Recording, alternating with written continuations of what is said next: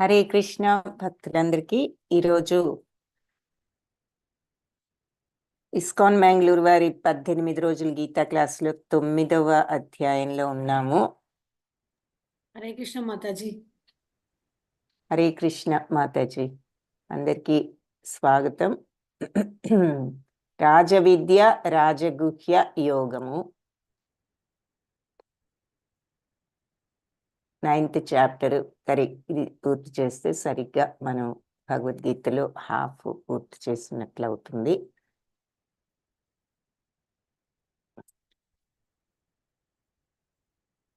రాజవిద్య రాజగుహ్య యోగం.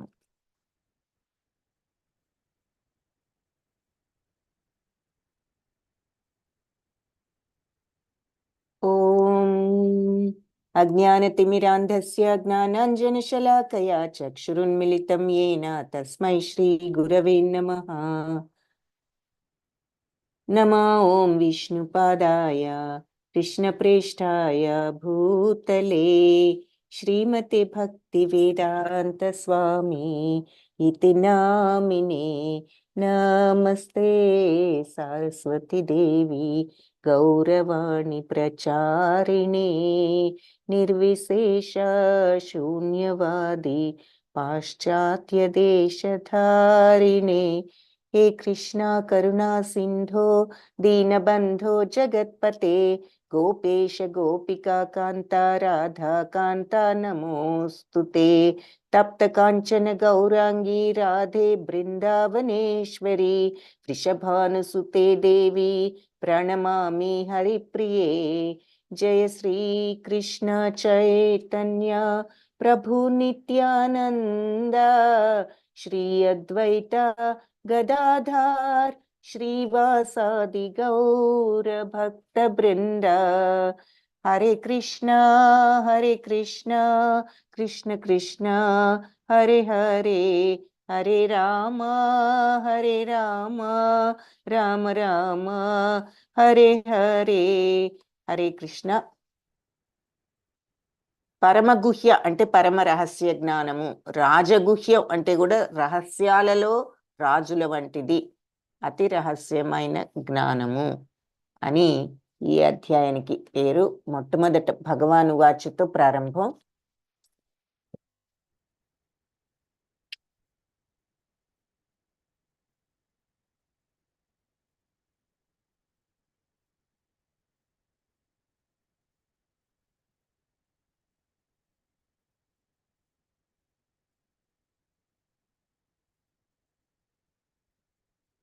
శ్రీ భగవానువాచ ఇదంతు మే గుహ్య ఇదం తు తే గుహ్యతమం ప్రవక్ష్యామ్యనసూయవే జ్ఞానం విజ్ఞాన సహితం యద్ జ్ఞాత్వా మోక్ష్యసే శుభాత్. సో ఈ గుహ్యతమైన రహస్యమైనటువంటి జ్ఞానాన్ని నీకిప్పుడు ప్రవక్ష్యామి చెప్తాను. అనసూయవే అంటే అసూయ లేని వాడివి కాబట్టి జ్ఞానం విజ్ఞాన సహితం, మొత్తం జ్ఞాన విజ్ఞానాలతో సహా. అంటే విజ్ఞానం అంటే ఏం చెప్పుకున్నాం? జ్ఞానం అంటే నాలెడ్జ్, విజ్ఞానం అంటే ప్రాక్టికల్గా తెలుసుకోవటము, ఆ నాలెడ్జ్ని ఎక్స్పీరియన్స్ చేయటం అని చెప్పి థియరీ ప్రాక్టీస్ అని ఈజీగా మనం ఒక మాటలో ఆ డిఫరెన్స్ చెప్పుకున్నాం జ్ఞానానికి విజ్ఞానానికి. కాబట్టి ఈ అజ్ఞాత్వ నీకు జ్ఞాన విజ్ఞానాలతో సహా ఇదంతా ఈ రహస్య జ్ఞానం ఇప్పుడు చెప్తాను. అయితే ఈ జ్ఞానాన్ని తెలుసుకున్న తర్వాత ఏం జరుగుతుంది అంటే నీకు మోక్షసే శుభాత్, నువ్వు ఈ భౌతిక ప్రపంచం నుంచి నీకు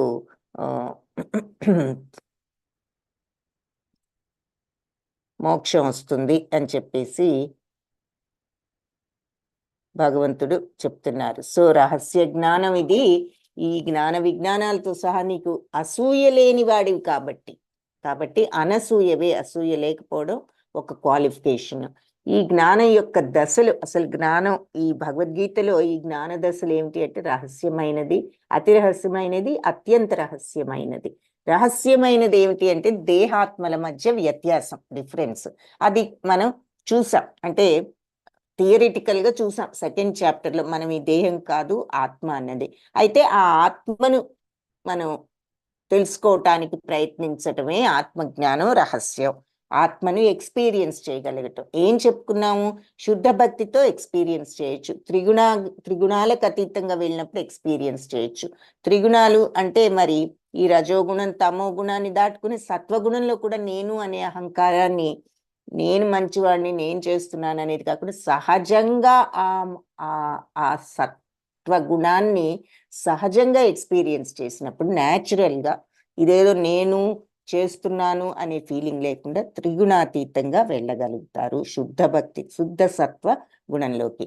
అంటే మరి ఏ అహంకారం లేకుండా మరి అందరిలోనూ భగవంతుని చూస్తూ ఆ ప్రేమతత్వంతో ఉండగలిగినప్పుడు, ఆ దివ్య ప్రేమతత్వంని మనం అలవర్చుకోగలిగినప్పుడు మరి అది ఈ అరిషడ్ వర్గాలని వదులుకుని ఈ చెడు ఫీలింగ్స్, కామక్రోధ లోభమోహ మద మాత్సర్యాలు ఆ స్టేజ్కి వెళ్ళగలిగినప్పుడు, ఆ ప్రేమ తత్వం అనేది తెచ్చుకోగలిగినప్పుడు దేహాత్మల మధ్య వ్యత్యాసం, అది ఆత్మతత్వం నిజంగా ఎక్స్పీరియన్స్ చేయగలం. అయితే అతి రహస్యమైనది భక్తి సేవతో సంబంధం. అంటే భగవంతుడి మీద ఆ భక్తి, ఆ ప్రేమ పెంచుకోగలగటం. అత్యంత రహస్యమైనది శుద్ధ భక్తి సేవ, అంటే ఆ శుద్ధ భక్తి స్థితిలోకి వెళ్ళగలగటం.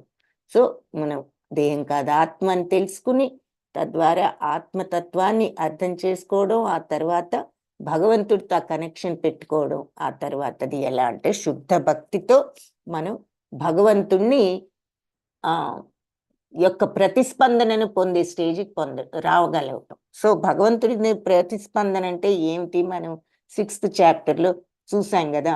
ప్రయత్నం అంతానేమో ఏది ఒక వైరు అది వెతుక్కుని దాన్ని అర్థం చేసుకుని ఇది ప్లగ్ చేయాలనుకోవడము, ఆ తర్వాత ప్లగ్ చేయటం అదంతా మరి ఆ వ్యత్యాసాన్ని తెలుసుకోవటం, మరి ప్లగ్ చేయటమేమో భగవంతుడితో కనెక్షన్కి మనం ప్రయత్నించటం. తీరా కంప్లీట్గా ఆ ప్లగ్ కరెక్ట్ ప్లేస్లోకి వెళ్ళినప్పుడు లైట్ బల్బ్ వెలిగినట్టుగా మనకు ఆ జ్ఞానోదయం అవుతుంది. ఆ భగవంతుడి యొక్క కనెక్షన్ ఏర్పడి భగవంతుడి నుంచి వచ్చే రియాక్షన్ ఏమిటో మనకు అర్థమవుతుంది. ప్రతిస్పందన అంటే we will be able to experience, మనం ఎక్స్పీరియన్స్ చేయగలం భగవత్ తత్వం. ఓహో ఇది ఆ నిర్మలత్వం, ఆ సచ్చితానంద తత్వం మనకు అలవడుతుంది, మనం కూడా ఎక్స్పీరియన్స్ చేయగలుగుతాము.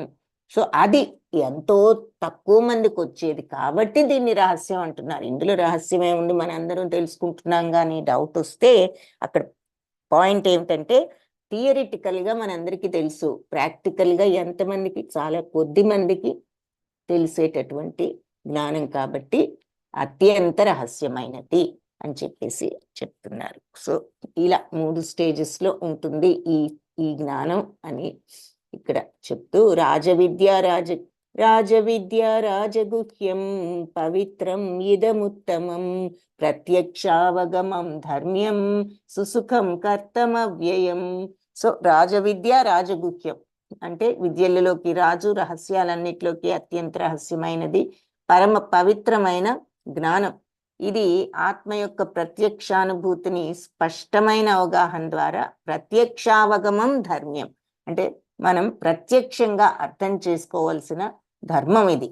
మన యొక్క ఇది ధర్మం అంటే మన బాధ్యత, రెస్పాన్సిబిలిటీ, ధర్మం యొక్క పరిపూర్ణత.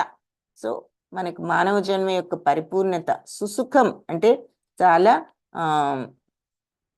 సంతోషంగా కర్తుం అవ్యయం, ఈ అవ్యయమైన జ్ఞానం చేయటం కూడా చాలా సంతోషంగా మనం నిర్వహించదగినది. కాబట్టి ఇది రాజుల విద్యలలో కల్లా రాజు రహస్యాలన్నిటిలోకి కూడా రహస్యమైనది, పవిత్రమైనది, ఉత్తమమైనది, ప్రత్యక్షంగా మనం అర్థం చేసుకోవాల్సిన ధర్మం యొక్క పరిపూర్ణత. సుఖవంతమైనదంటే ఇదేదో మళ్ళీ ఆ సుఖం భౌతిక ప్రపంచ సుఖం కాదు, ఎలాంటి పరిస్థితి వచ్చినా మనం ఆనందంగానే ఉండేటటువంటి ఆ నిత్యానందంలో ఉన్న సుఖం. సో కర్తుం అవ్యయం, ఈ అవ్యయమైనటువంటి ఈ నాశనం లేనటువంటి ఈ జ్ఞానం మరి చెయ్యదగినది, సంతోషంగా నిర్వహింపదగినది. ఇక్కడ రాజులలోకి విద్యలలోకి రాజు అన్నారు కాబట్టి మరి మరి సోషల్ నాలెడ్జ్ అవనివ్వండి, ayurvedic knowledge, astrological knowledge, scientific knowledge, వీటన్నిటికంటే గొప్పది గీతా జ్ఞానం అని ఇక్కడ చెప్తున్నారు. సో ఈ ఈ రహస్య జ్ఞానం యొక్క లక్షణాలు ఇంకొకసారి చూస్తే రాజవిద్య రాజగుహ్యం పవిత్రం పరమం పవిత్రం ఇదముత్తమం ప్రత్యక్షావగమం ధర్మ్యం సుసుఖం కర్తుం అవ్యయం. సో విద్యలలోకి రాజగుహ్యం అత్యంత రహస్యమైనది, రహస్యాల్లోకి పవిత్రమైనది, శుద్ధ జ్ఞానం, శ్రేష్ఠ జ్ఞానం, ఉత్తమమైనది, దివ్యమైనది, ప్రత్యక్షావగమం ధర్మం యొక్క పరిపూర్ణత, ప్రత్యక్షంగా మనం స్వయంగా అర్థం చేసుకుని మనం తెలుసుకోవలసినటువంటి ధర్మం యొక్క పరిపూర్ణత. సుసుఖం అంటే మనకు ఎప్పుడు నిత్యానందాన్ని ఇచ్చేది, అవ్యయమైనది, నశింపనిది, ఎల్లప్పుడూ ఉండేది. అశ్రద్ధధాన పురుష ధర్మస్యాస్య పరంతప అప్రాప్య మాం నివర్తంతే మృత్యు సంసారవర్త్మని. సో అశ్రద్ధధాన పురుష అంటే అశ్రద్ధ ఉన్నవాళ్ళు ఈ ధర్మవంతమైన ఈ జ్ఞానాన్ని పరంతప శత్రువులను తప్పింపజేసే అర్జున, వాళ్లకు అప్రాప్యమాం నివర్తంతే, అప్రాప్యమాం నేను దక్కను, వాళ్ళు నన్ను పొందలేరు, నివర్తంతే తిరిగి వస్తారు ఎక్కడికి, మృత్యు సంసార వర్త్మని అంటే మళ్ళీ ఈ మృత్యు సంసారం, ఈ జనన మరణ చక్రంలోనే మళ్ళీ తిరిగి ఈ లోకానికి వస్తూ ఉంటారు.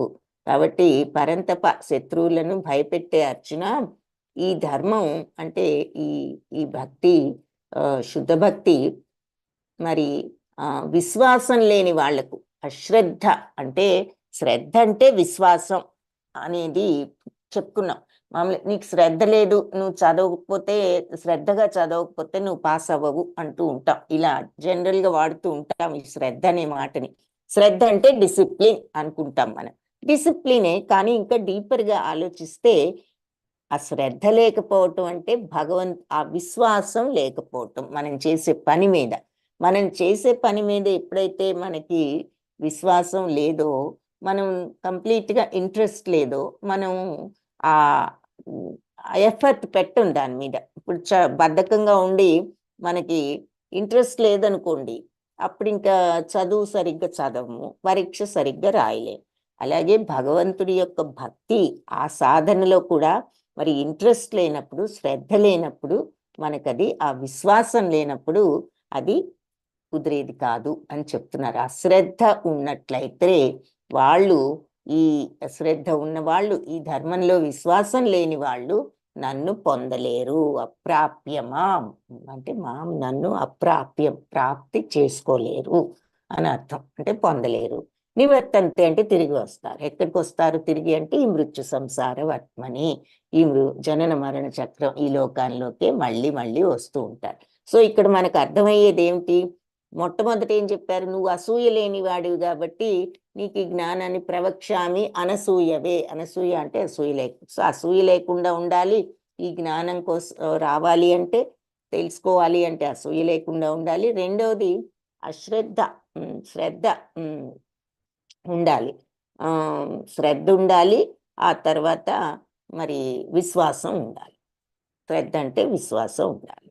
కాబట్టి ఈ రెండు లేని వాళ్ళు మరి నన్ను తెలుసుకోలేరు, మళ్ళీ ఈ జనన మరణ చక్రానికే వస్తారు. కాబట్టి మనం భగవంతుణ్ణి, ఈ జ్ఞానాన్ని మరి పొందాలి అనుకుంటే ఇవి అవసరమైనటువంటి అర్హతలు. అసూయ లేకుండా ఉండటం, శ్రద్ధ విశ్వాసాలు కలిగి ఉండటం. మనం ఇప్పుడు స్కూల్లో ఉన్నాము, మరి శ్రద్ధ లేకపోతే ఏముంది, చదవకపోతే అదే క్లాస్లో ఉంటూ ఉంటాం, మళ్ళీ పాస్ అవ్వకుండా పరీక్ష.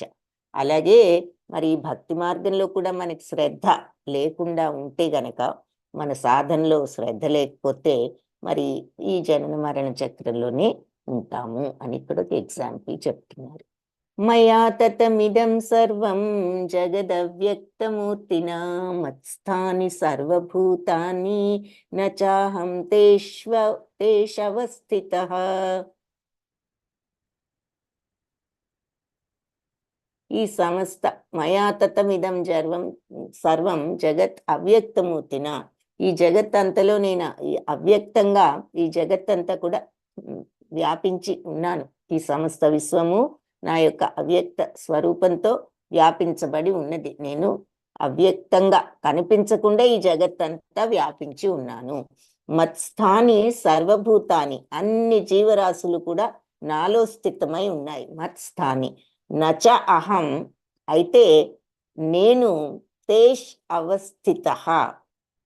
తేష్వస్థిత అంటే నేను వాటిల్లో లేను. సో ఈ సమస్త జగంలో కూడా నేను కనిపించకుండా మొత్తం విశ్వమంతా వ్యాపించి ఉన్నాను. ఈ ప్రాణులన్నీ కూడా నాలో స్థితమై ఉన్నాయి, కానీ నేను వాటిల్లో స్థితుడను కాను అని చెప్తున్నారు. సో అంటే నిన్న చూశాం కదా, అదేమిటి భగవంతుడు నేను వాటిల్లో స్థితుడని కాను అని అంటున్నారు అంటే దాని అర్థం ఏమిటి అంటే భగవంతుడు ఈ భౌతిక ప్రపంచపు మాయకు అతీతుడు అని ఇక్కడ అర్థం అన్నమాట.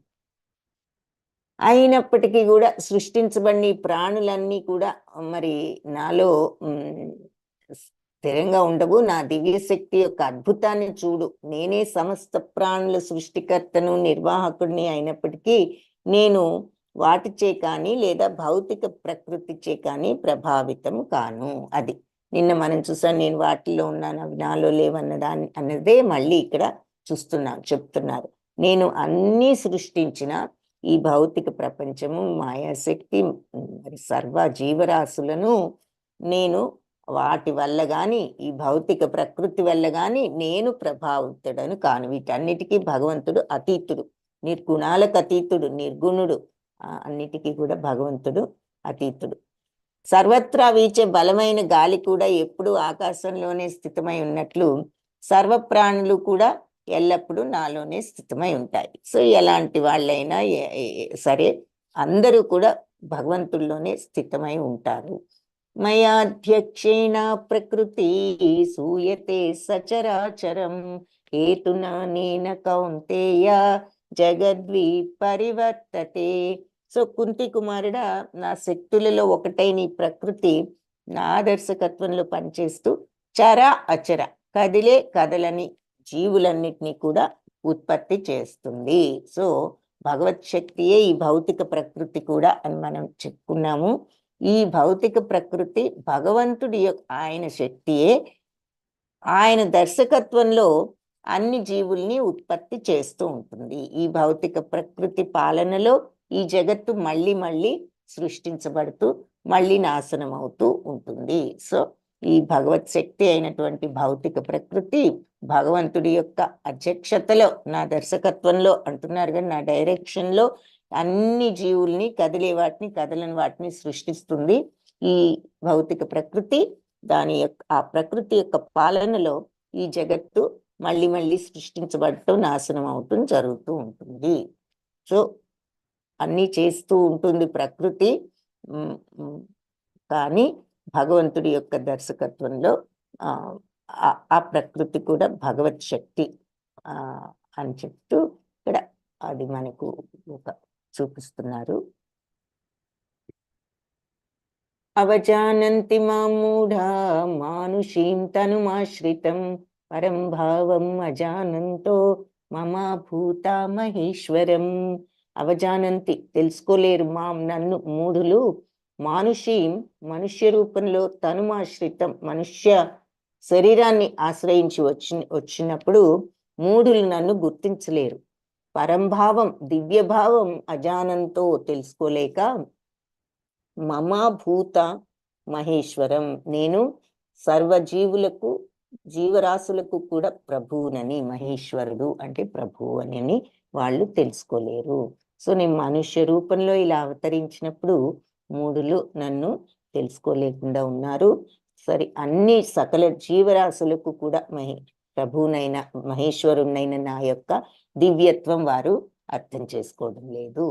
ఇక్కడ ఎగ్జాంపుల్గా మనకి మరి దుర్యోధనుని ఇలాంటి వాళ్ళని చూపిస్తున్నారు. మరి శ్రీకృష్ణుడు అక్కడ ఉన్నా కూడా వాళ్ళు భగవంతుణ్ణి తెలుసుకోలేకపోయారు. మహాత్మానస్తు మాం పార్థ దైవీం ప్రకృతిం ఆశ్రితాః భజంత్యా అనన్య మనసో జ్ఞాత్వా భూతాదిమవ్యయం. సో పార్థ, నా యొక్క దివ్యమైన శక్తిని ఆశ్రయించిన మహాత్ములు నన్ను సమస్త సృష్టికి నేను మూలాన్నని తెలుసుకుంటారు. అంటే ఇది మామూలుగా తెలుసుకోవటం కాదు, మనస్ఫూర్తిగా విశ్వాసంతో నమ్మగలగటం. నేను సమస్త సృష్టికి ఆది మూలాన్నని నా దివ్య శక్తిని ఆశ్రయించిన మహాత్ములు తెలుసుకుంటారు. భజంత్యా అనన్య మనసు, అప్పుడు వేరే మార్గంలోకి వెళ్లకుండా, అన్యమైన మార్గంలోకి వెళ్లకుండా అని అర్థం. అనన్య అంటే అనన్య మనసు, అనన్య భక్తి అంటే వేరే వైపు వెళ్లకుండా, మనస్సును అన్యమైన ఇతర మార్గాల్లోకి వెళ్లకుండా భగవంతుడు ఆ మార్గంలోనే ఉంచుతూ నన్ను భజిస్తూ అంటే ఆరాధిస్తూ, జ్ఞాత్వా భూతాదిమవ్యయం, వాళ్ళు నా ఈ ఈ నా భక్తిలో నిమగ్నం, ఈ అవ్యయమైనటువంటి భక్తి మార్గాన్ని వాళ్ళు తెలుసుకోగలుగుతారు అని చెప్పి ఇక్కడ ఈ శ్లోకంలో చెప్తున్నారు.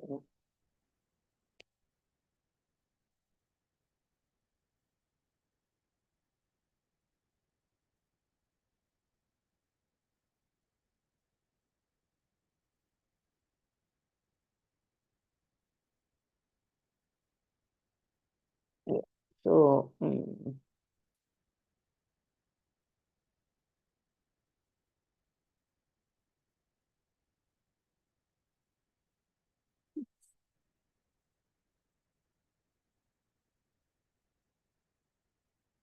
అది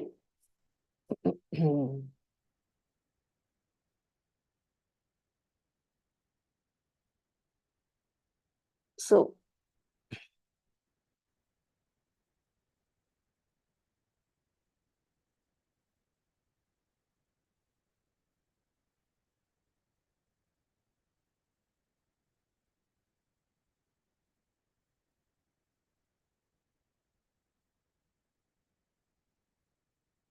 వన్ సెకండ్.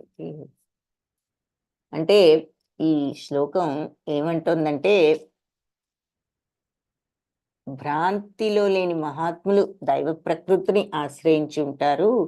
నన్ను అవ్యయుడు, ఆది పురుషుణ్ణి, దేవదేవుణ్ణి అని వాళ్ళు తెలిసి ఉండటం చేత నా భక్తిలో వాళ్ళు సంపూర్ణంగా మరి నిమగ్నులై ఉంటారు అని చెప్పి చెప్తున్నారు. సో మహాత్ముల యొక్క వర్ణన మనకి ఇక్కడ స్పష్టంగా చెప్పారనమాట. వాళ్ళు భౌతిక ప్రకృతికి లోబడి ఉండరు అనేది చెప్తున్నారు. ఇది ఎలా సాధ్యం అనేది మనం 7th చాప్టర్లో చూసాం. భగవంతుడిని ఎవరైతే శరణు వేడతారో వాళ్ళు శీఘ్రంగా ఈ భౌతిక ప్రకృతి యొక్క సంఖ్యల నుంచి విముక్తి పొందుతారు. అదే నిజమైన మహాత్ముడి యొక్క యోగ్యత. సో శరణాగత తత్వమే యోగ్యత. కాబట్టి మనిషి మరి ఆత్మన భగవంతుడి అధీనం చేసినంతనే భౌతిక ప్రకృతి అదుపు నుంచి విముక్తి కాగలడు అన్నది మన ఫండమెంటల్ రూల్ అన్నమాట, ప్రాథమిక సూత్రం. ఆత్మను భగవంతుడికి అధీనం చేయడం అంటే శరణాగత తత్వం. కాబట్టి మనం ఈ భౌతిక ప్రకృతి నుంచి బయటపడినట్లయితే మరి ఆధ్యాత్మిక శక్తి యొక్క డైరెక్షన్లోకి, నిర్దేశానికి వస్తాం. సో అలాంటి ఆధ్యాత్మిక ప్రకృతి యొక్క నిర్దేశమే దైవీ ప్రకృతి. ఆధ్యాత్మిక ప్రకృతి అంటే ఆ దైవీ ప్రకృతి అంటే భగవంతుని శరణు పొంది ఆ విధంగా పురోగతి చెందినప్పుడు మనిషి మహాత్ముడు అనే స్థాయికి వెళ్ళగలుగుతాడు అని చెప్పి మనం ఇక్కడ తెలుసుకోవాల్సింది ఇక్కడ భాష్యంలో చెప్పడం జరిగింది. కాబట్టి మీరు తర్వాత మీకు ఖాళీ ఉన్నప్పుడు, మీరు తర్వాత ఎగ్జామ్ క్విజ్ ఆన్సర్ చేసేటప్పుడు, క్విజ్లో అందరూ రిజిస్టర్ చేసుకునే ఉంటారు. ఆన్సర్ చేసేటప్పుడు కొన్ని ప్రశ్నలు భాష్యంలోనే కొన్నిటి సమాధానం ఉంటుంది. సో మీరు ఆ భాష్యం కూడా చదవటానికి ప్రయత్నించండి. సో ఇక్కడ ఎనీవే ఈ శ్లోకానికి మరి అర్థం ఏమిటంటే, మహాత్మానస్తుమాం పార్థ దైవీం ప్రకృతిం ఆశ్రిత. సో దివ్య శక్తిని ఆశ్రయించిన మహాత్ములు మరి అనన్య మనస్సుతో, అంటే అంత ఎటూ పెట్టకుండా మనస్సును నా మీదే నిమగ్నం చేసి నన్ను ఆరాధించి వాళ్ళు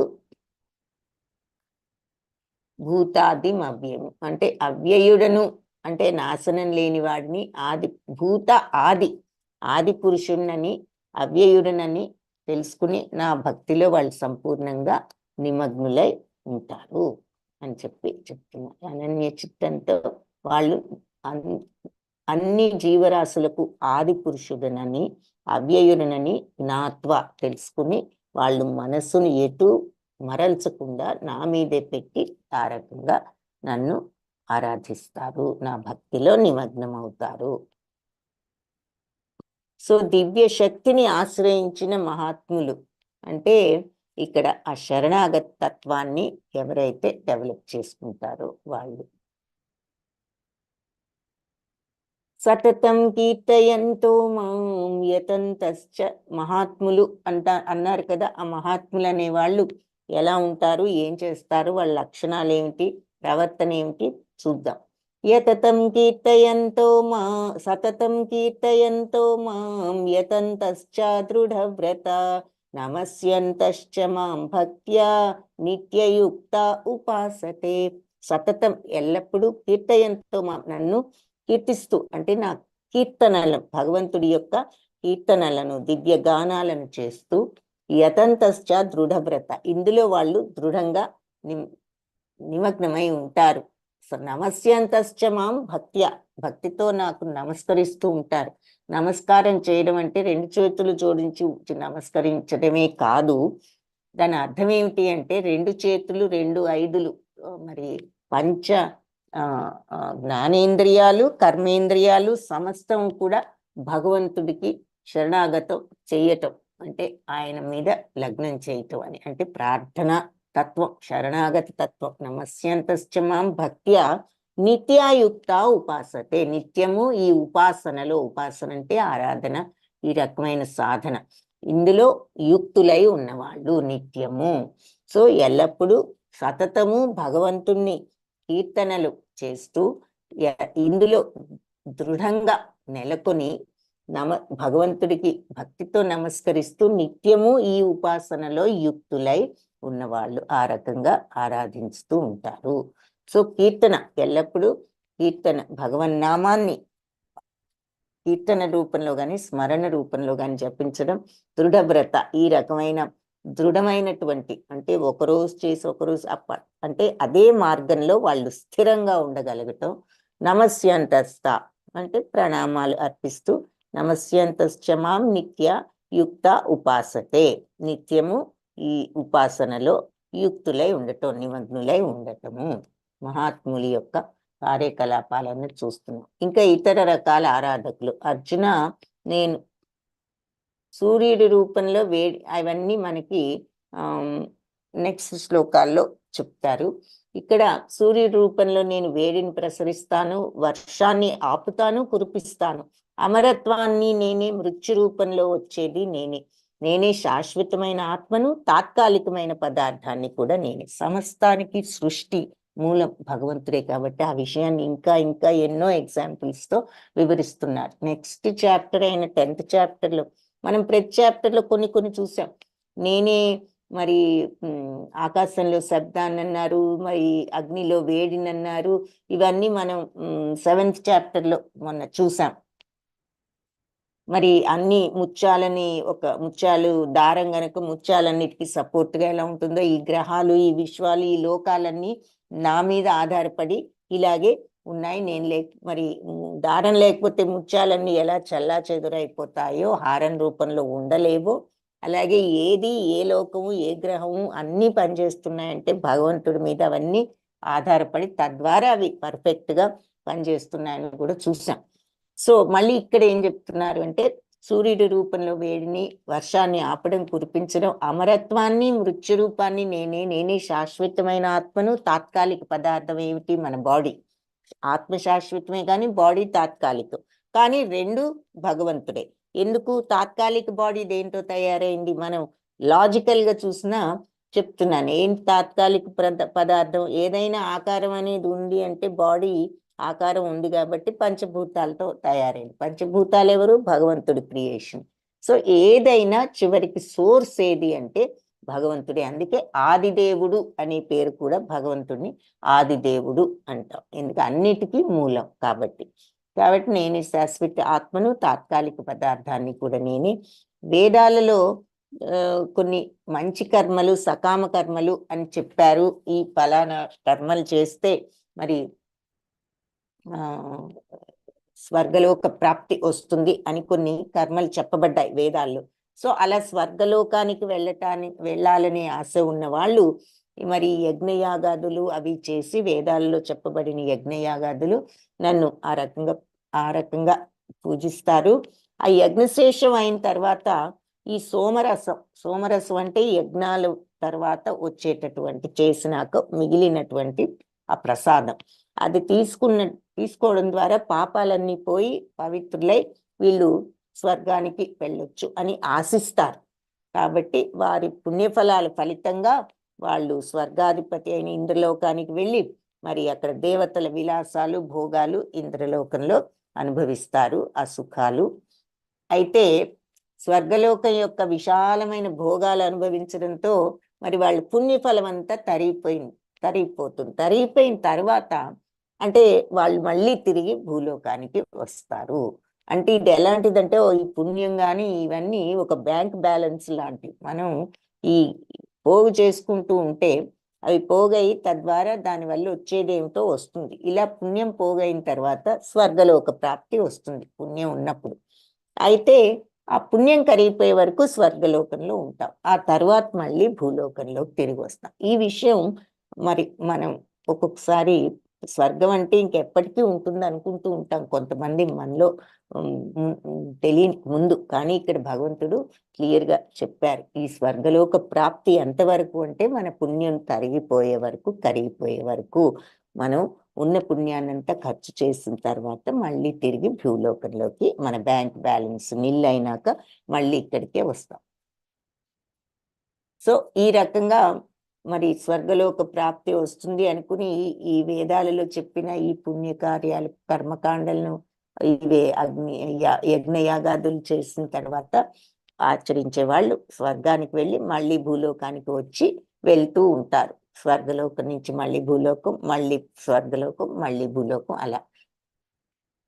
అయితే అనన్యాశ్చింతయంతో మాం ఏ జన పర్యుపాసతే తేషాం నిత్యాభియుక్తానాం యోగక్షేమం వహామ్యహం. అనన్య చింతనతో నన్ను ఎవరైతే, ఏ జనులైతే నన్ను పర్యుపాసతే, నన్ను ఉపాసన చేస్తారో, ఆరాధిస్తారో, అనన్య చింతనతో అంటే అనన్య వేరే మార్గంలోకి వెళ్లకుండా తదేకమైన చింతతో, అదే ఆలోచనతో, అంటే భగవంతుణ్ణి నిత్యము మనసులో పెట్టుకుని ఎవరైతే ఆరాధిస్తారో తేషాం నిత్యాభియుక్తానాం, వాళ్ళు ఎవరైతే ఇలా నిత్యము ఇందులో యుక్తులై ఉంటారో, ఈ ఉపాసనలో, ఈ ఆరాధనలో, ఏ ఆరాధన అనన్య చింతనతో నన్ను మనసులో ఉంచుకుని నన్ను ఉపాసన చేసే దాంట్లో ఎవరైతే నిత్యము యుక్తులై ఉంటారో యోగక్షేమం, వాళ్ళ యోగక్షేమాలు నేనే వహామ్యహం, నేనే వహిస్తాను అని చెప్తున్నారు. క్షేమము అంటే వాళ్ళకు ఉన్నదాన్ని రక్షించటం. ఇక్కడ యోగము అంటే లేనిది ఇవ్వటము అని అర్థం. సో ఎవరైతే నన్ను ఇలా అనన్య చింతనతో వేరే వైపుకు మనస్సు మరల్చకుండా అంతటి కాన్సన్ట్రేషన్తో ఎవరైతే నన్ను ఆరాధిస్తూ ఉంటారో వాళ్లకు నిత్యాభియుక్తానం, ఎప్పుడు ఇందులో యుక్తులై ఉన్నాలో అలాంటి వాళ్ళను, వాళ్ళ యోగక్షేమాలను అంటే వాళ్ళకి లేనిది ఇచ్చి వాళ్లకు ఉన్నదాన్ని సంరక్షించటం విషయం, ఆ విషయాన్ని వహామి అహం, నేనే వహిస్తాను అని చెప్తున్నారు. వాళ్ళ యోగక్షేమాలు నేనే చూసుకుంటాను. ఎవరైతే అనన్య భక్తిలో నన్ను ఎప్పుడు ఆరాధిస్తూ ఉంటారో వాళ్ళ యొక్క యోగక్షేమాలను నేనే చూసుకుంటాను అని అర్థం. సో ఇక్కడ ఎగ్జాంపుల్గా మరి కుచేలుణ్ణి చూపిస్తున్నారు. ఆయన భగవంతుడి మీద భక్తితో తన దారిద్ర్యం తీర్చమని అడుగు అని భార్య పంపించినా కూడా ఆయన భగవంతుడి దర్శనంతోనే పరిపూర్ణ ఆనందుడై అసలు తన విషయం కూడా చెప్పకపోయినా భగవంతుడే అడగకుండా అన్ని ఇవ్వడం ఒక ఎగ్జాంపుల్ అయితే, కింద ఇంకా మంచి ఎగ్జాంపుల్ ప్రహ్లాద మహారాజు నరసింహస్వామిని చూపిస్తున్నారు. మరి ప్రహ్లాదుడు ఎన్నో ఆ సార్లు తండ్రి చంపడానికి ప్రయత్నించాడు. అంటే ఆ భయంతో అయినా సరే హరినామ జపం మాంతాడేమో, నారాయణ మంత్రం అనుకుంటూ ఎన్నో రకాలుగా ఎన్నోసార్లు ఏనుగులతో తొక్కించాలని, సముద్రంలో కాళ్ళు చేతులు కట్టి పడవేయించడం కానీ, మరి అగ్నిలో పడవేయించడం కానీ, ఇలాంటివన్నీ కూడా చేయటం జరిగింది. అయినప్పటికీ మనస్సును నిత్యము వేరే మార్గంలో పెట్టకుండా నారాయణ మంత్రం మీదే పెట్టాడు. అందుకే ఎలాంటి కష్టం నుంచైనా భగవంతుడు తప్పించడం జరిగింది. అదొక ఎగ్జాంపుల్ గా చూపిస్తున్నారు. సో అనన్య భక్తితో భగవంతుణ్ణి ఆయన మీదే మనస్సును నిలిపి ఉన్నప్పుడు వాళ్ళ యోగక్షేమాలు నేనే చూసుకుంటాను. యాంతి దేవవ్రతా దేవాన్ పితॄన్ యాంతి పితృవ్రతా భూతాని యాంతి భూతేజ్య యాంతి మధ్యాజినోపి మాం. సో దేవతలను పూజిస్తే దేవతల దగ్గరికి వెళ్తారు, పితృదేవతలను ఆరాధిస్తే పితృలోకాలకు వెళ్తారు, భూత ప్రేతాలు ఆరాధించితే అలాంటి వాటిల్లోనే పుడతారు. నా భక్తులు నన్నే చేరుకుంటారు. సో ఏది మరణ సమయంలో ఎవరిని తలిస్తే ఏ ఆలోచనలు ఉంటే దానికి తగ్గ రూపాన్ని, దానికి తగ్గ రిజల్ట్ని పొందుతామని మనం చూసాం ఇంతకు ముందు నిన్న.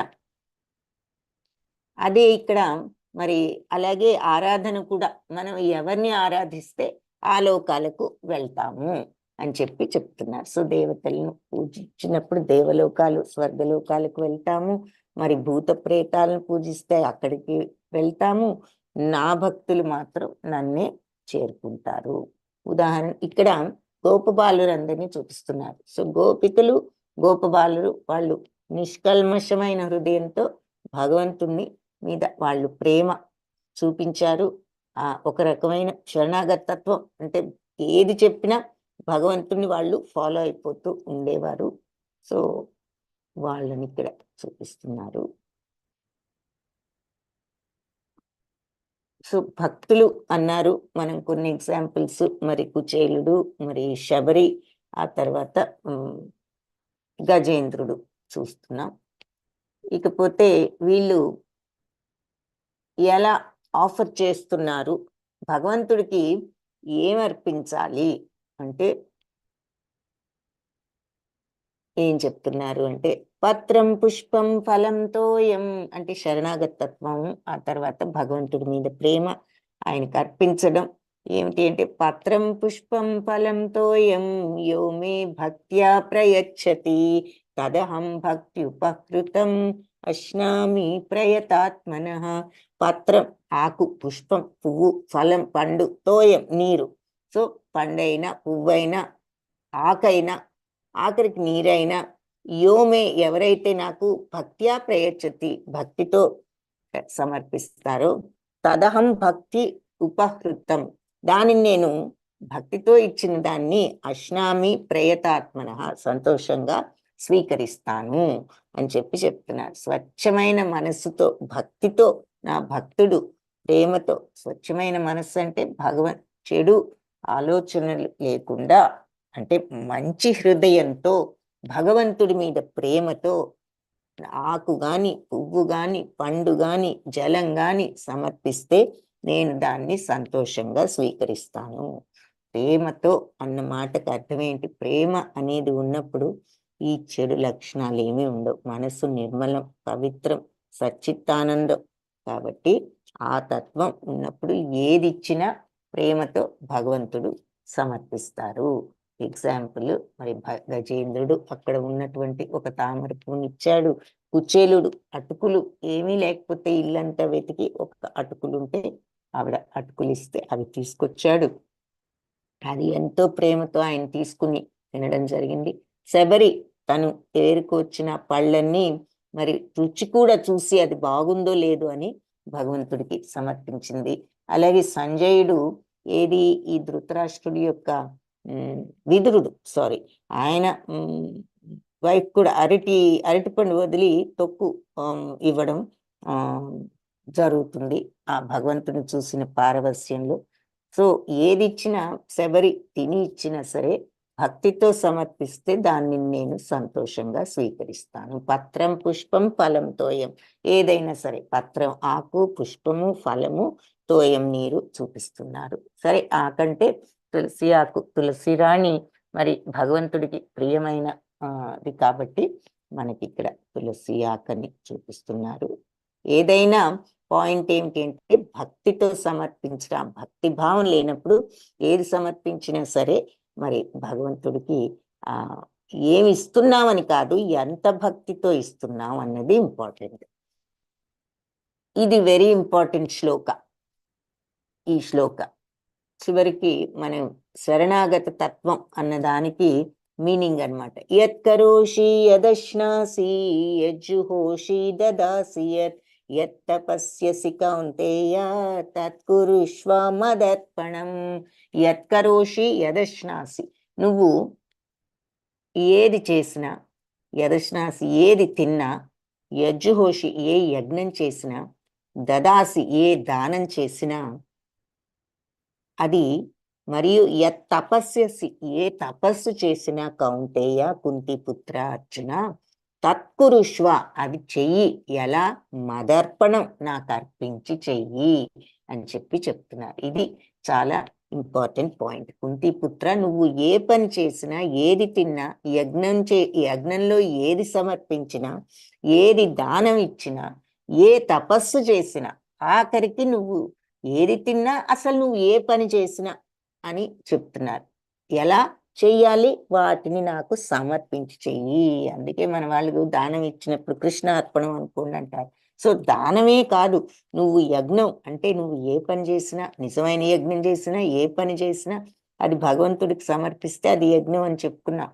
అందుకే నువ్వు ఏ పని చేసినా, ఏది తిన్నా కూడా, ఏది దానం ఇచ్చినా, ఏ యజ్ఞం చేసినా, ఏ తపస్సు చేసినా, ఏ పని చేసినా నువ్వు నాకు సమర్పించి చెయ్యి. ఎందుకు సమర్పించాలి అనే డౌట్ వచ్చిందనుకోండి, ఇక్కడ వెంటనే నెక్స్ట్ దాంట్లోనే ఆన్సర్ చెప్తున్నా. భగవంతుడికి సమర్పించి చెయ్యాలి అన్నారు కదా, ఎందుకు సమర్పించాలి ఆయనకు అనుకున్నాం అనుకోండి. శుభాశుభ ఫలైరేవం మోక్షసే కర్మ బంధనై సన్యాసయోగయుక్తాత్మా విముక్తో మాము పైష్యసి. శుభాలు అశుభాలు ఏ ఫలితాలైనా సరే ఈ ఈ ఈ శుభ అశుభ ఫలితాల నుంచి నీకు మోక్షం వస్తుంది, ఆ కర్మబంధాల నుంచి. సన్యాసయోగ యుక్తాత్మ, ఇలాంటి సన్యాస యోగంలో నువ్వు యుక్తుడివై ఉన్నట్లయితే విముక్తుడవై మాం ఉపైష్యసి, నన్ను చేరుకుంటావు. సో సన్యాస యోగంలో యుక్తులు అంటే, సన్యాసం అంటే ఏమని అర్థం అవుతుంది మనకి ఇక్కడ? కాషాయ వస్త్రాలు వేసుకుని ఏదో మనం సన్యాసులు అనుకోక్కర్లేదు.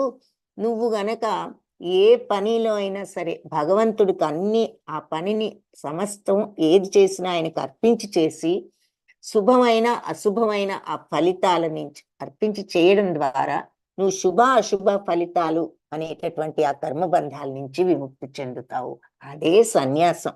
ఏది భగవంతుడికి అర్పించి ఏ ఫలితమైన, శుభకరమైనదైనా అశుభకరమైనదైనా వాటి మీద నువ్వు ఆసక్తిని వదులుకుని కంప్లీట్ గా ఆయనకు అర్పించి చేసినప్పుడు ఆ బంధాలు, శుభ అశుభ బంధాలు అంటే మంచి రాదు, నీకు చెడు రాదు, పుణ్యము రాదు, పాపము రాదు. ఆ కర్మ ఫలితాలు అనేటటువంటి బంధాల నుంచి నువ్వు బయటపడతావు. అయ్యో పుణ్యం రాకుండా ఉంటే ఇంకా ఏంటి, పుణ్యం మంచిదే కదా అనుకుంటావు. మంచిదే, ఎందుకు? పుణ్యం ఉన్నప్పుడు స్వర్గలోకాలకు వెళ్తాం. కానీ ఏం చెప్పుకున్నాం, అది పర్మనెంట్ కాదు. అక్కడ కూడా పుణ్యం అయిపోయే వరకే ఉండగలుగుతాం, మళ్ళీ తిరిగి భూలోకానికి, ఈ జనన మరణ చక్రానికి వస్తాం. కాబట్టి వీటి నుంచి విముక్తి కావాలి అనుకుంటే ఇక నువ్వు అన్ని పనులు భగవంతుడికి అర్పితం చేయడం ద్వారా ఈ శుభ అశుభ ఫలితాలు నుంచి నువ్వు బయటపడి, మంచైనా చెడైనా ఎలాంటి ఫలితమైనా నువ్వు బయటపడి ఆ బంధాల నుంచి బయటపడతావు. వాటి యొక్క బంధాలు, కర్మ బంధాల నుంచి విముక్తి చేయబడతావు. కాబట్టి అదే సన్యసించడం. కంప్లీట్ గా ఈ కర్మ బంధాల మీద వదులుకోగలగటం, ఆసక్తిని వదులుకున్నట్లయితే అది మరి సన్యసించడం, మానసికంగా ఆ పనిని సన్యసించడం అని ఇంతకుముందు కూడా చెప్పుకున్నాం. ఆ కర్మ కాబట్టి ఈ రకంగా సన్యసించి మనస్సు భగవంతుడి మీదే ఉంచినప్పుడు నువ్వు విముక్తుడవై విముక్తో మాం ఉపైష్యసి. సన్యాసయోగయుక్తుడు, ఈ రకమైన సన్యాసయోగంలో నువ్వు యుక్తుడవైనట్లయితే విముక్తుడవై నన్ను ఉపైష్యసి పొందుతావు అని చెప్తున్నారు. అది కాబట్టి శుభ అశుభ ఫలాలు అనేటటువంటి కర్మబంధాల నుంచి విముక్తుడు అవుతావు నువ్వు నాకు సమర్పించినట్లయితే. సమర్పించడం అంటే మాటలతో కాదు, మనస్ఫూర్తిగా మనం ఆ శరణాగత తత్వాన్ని అలవర్చుకున్నట్లయితే చేస్తున్నాము. ఏదైనా భగవంతుడు కర్పించాను, ఏది వచ్చినా ఆయన ప్రసాదమే అనుకుని శుభమైన అశుభమైన స్వీకరించగలిగినప్పుడు ఈ కర్మ బంధాల నుంచి మనం బయటపడతాము. ఇటువంటి సన్యాస యోగంలో యుక్తులమై ఉంటే విముక్తులమై నన్ను చేరుకుంటారు.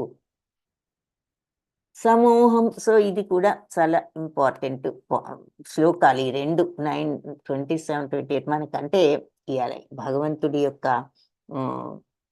ఏ రకంగా శరణాగతి అనేది ఉండాలి, ఆ శరణాగతి తత్వం ఎందుకు ఉండాలి అంటే కర్మబంధాల విమోచనంతో ఆయన చేరుకుంటాము అనేది చెప్తున్నారు.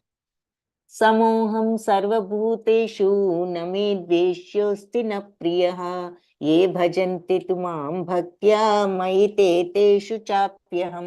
సో అహం సర్వభూతేషు, నేను సర్వ జీవరాశుల్ని సమంగానే చూస్తాను.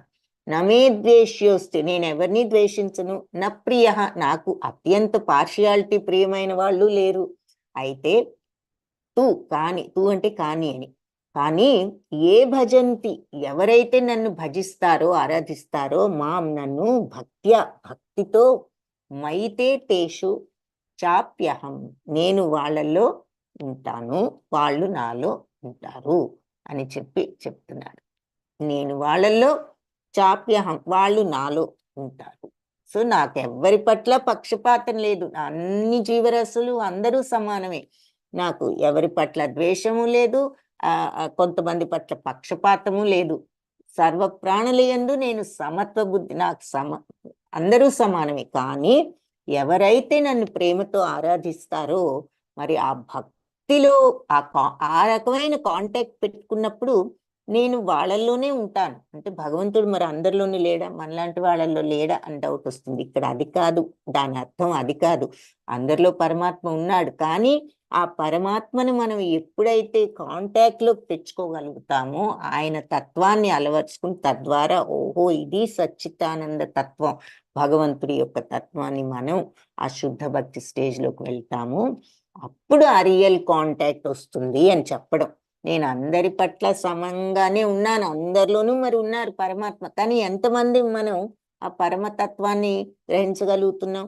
అలా గ్రహించే శుద్ధ భక్తులు వాళ్ళు నాలోనే నివసిస్తారంటే వాళ్ళ మనసు, వాళ్ళ యాటిట్యూడ్ సచ్చిదానంద తత్వం అయింది, నేను వారిలో ఉంటాను. మరి అదే యాటిట్యూడ్ భగవంతుడికి, ఆ ప్యూరిటీ, ఆ సచ్చిదానంద తత్వం భగవంతుడిది అశుద్ధ, ఆ తత్వాన్ని వీళ్ళు ఎప్పుడైతే ఎక్స్పీరియన్స్ చేయగలుగుతారో ఆ కాంటాక్ట్ ఉంటుంది వాళ్ళకి భగవంతుడికి ఆ రకంగా. అది దాని అర్థం అన్నమాట. సో అందరూ నాకు సమానమైన, ఎవరైతే నన్ను ఈ రకంగా తెలుసుకోగలుగుతారో వాళ్ళని కంప్లీట్ గా తెలుసుకున్న వాళ్ళు అవుతారు.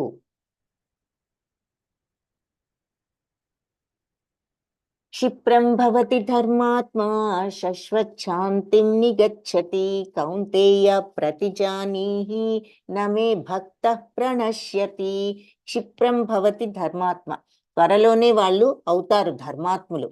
శాశ్వచ్ఛాంతి అంటే శాశ్వత శాంతి, నిగచ్చతి పొందుతారు.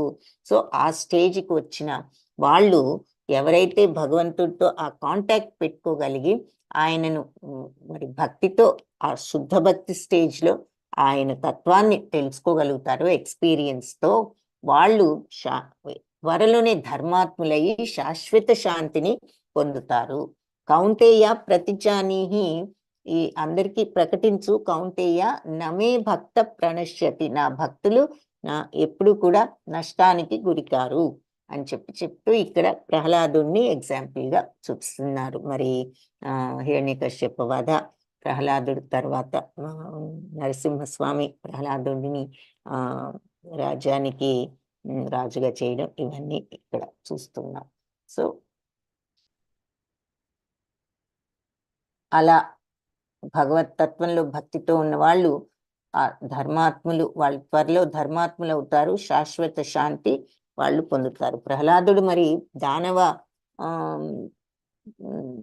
దానవ కుటుంబంలో పుట్టినవాడే, కానీ ఆయనకు మరి ఆ భక్తి మార్గంలో ఉండి ఎవరైనా సరే భగవంతుణ్ణి పొందవచ్చు అనే దానికి ఎగ్జాంపుల్. మాం హి పార్థ వ్యపాశ్రిత్య ఏపి స్యుపాపయోనయః స్త్రియో వైశ్యాస్తథా శూద్రా తేపి యాంతి పరాం గతిం. సో ఎవరైనా సరే భక్తి ఉన్న వాళ్ళు భగవంతుని పొందవచ్చు అన్నదానికి అర్హత.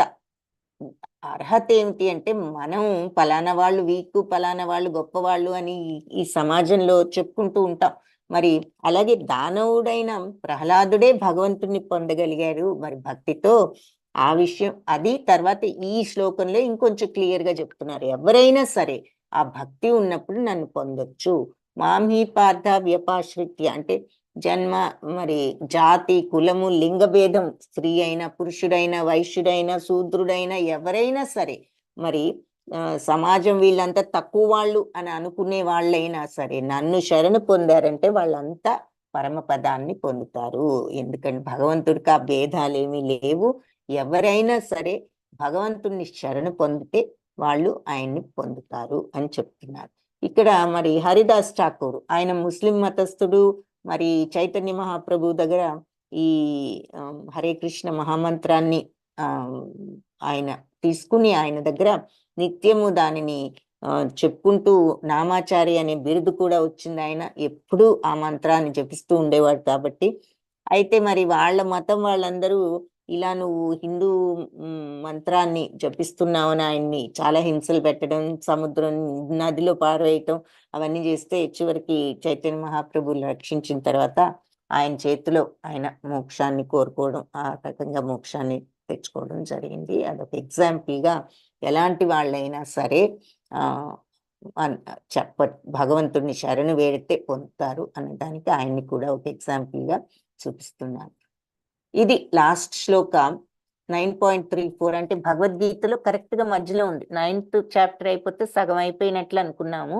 దాంట్లో లాస్ట్ కాబట్టి కరెక్ట్ గా హాఫ్. ఎంతో ముఖ్యమైన శ్లోకం, అందుకే భద్రంగా పెట్టారు అని చెప్తూ ఉంటారు. 9.34 మన్మనాభవ మద్భక్తో మద్యాజీ మాం నమస్కురు మామే వైశ్యసి యుక్త్వైవం ఆత్మానం మత్పరాయణ. మన్మనాభవం మద్భక్తో. సో మనస్సును నా మీద పెట్టు, నా భక్తుడు అవ్వు.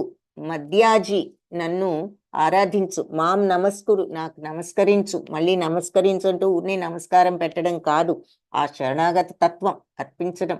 మామే వైశ్యసి నన్నే పొందుతావు. యుక్త్వైవం ఇందులో ఇలాంటి డిసిప్లిన్ లో, ఇలాంటి అలవాట్లో, ఇలాంటి యోగంలో నువ్వు యుక్తుడు అయినట్లయితే. ఆత్మానం అంటే ఊరికి నమస్కరించి నేను భక్తుణ్ణి అని పూజ చేసినంత మాత్రాన్ని కాదు. ఆత్మానం మత్పరాయణ.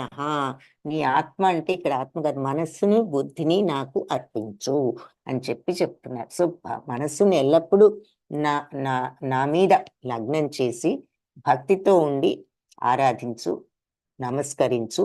పూర్తిగా నా మీదే మనస్సును పెట్టి ఈ రకంగా నువ్వు నన్ను తప్పకుండా చేరుకుంటావు. మామే వైశ్యసి నన్ను పొందుతావు అని చెప్తున్నారు. హరే కృష్ణ కృష్ణ కృష్ణ హరే హరే, హరే రామ రామ రామ హరే హరే. ఈ గీతా పాఠంలో మనం ఏం నేర్చుకున్నాము అంటే, మరి దేవాది దేవుడైన శ్రీకృష్ణ భగవాను శరణుజొచ్చి ఆయన పట్ల ప్రీతిపూర్వకంగా భక్తి పెంచుకోవడం ద్వారా మనం అత్యుత్తమైన గోలోక బృందావని ధామాన్ని పొందగలుగుతాము అని చెప్తున్నారు. సో ముఖ్యమైన పాయింట్, భగవంతుణ్ణి ఆ శరణాగత తత్వాన్ని మనం అలవర్చుకోవాలి. శరణాగత తత్వం అంటే భగవంతుణ్ణి ఏది జరిగినా కూడా మనం యాక్సెప్ట్ చేయగలుగుతాం. అది ఆయన ప్రసాదం అనుకోగలుగుతాం. ఎప్పుడు అలా అనుకోగలము? నిన్న కూడా చెప్పుకున్నాం. ఆ ప్రేమ తత్వాన్ని భగవంతుడి పట్ల పెంచుకున్నప్పుడు అదే భక్తి భావము, కంప్లీట్ సరెండరు. వాంఛాకల్పతరుభ్యశ్చ కృపా సింధుభ్య ఏవ చ పతితానాం పావనేభ్యో వైష్ణవేభ్యో నమో నమః. హరే కృష్ణ.